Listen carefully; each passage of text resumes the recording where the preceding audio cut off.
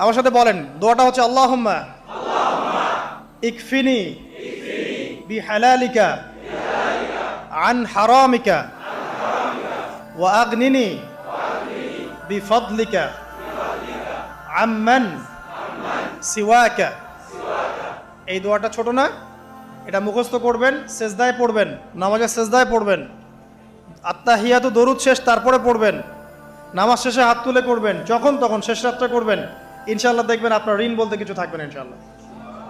যদি থাকেও, বড় কোনো ঋণ থাকেও, আল্লাহ পাক অন্য কোনো মাধ্যমে এটা শোধ করার ব্যবস্থা করে দিবেন ইনশাআল্লাহ। ইনশাআল্লাহ।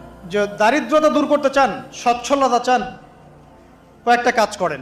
এই যে বললাম, 1 নম্বর সূরাতুল ওয়াকিয়া তেলাওয়াত করেন, 5 ওয়াক্ত নামাজ জামাতে পড়েন, ডেইলি কিছু সময়ের জন্য কোরআন তেলাওয়াত করেন, আর আল্লাহর কাছে রিজিক চান, জিকির বেশি বাড়ায় দেন। পারবেন না ইনশাআল্লাহ? আমার জীবনে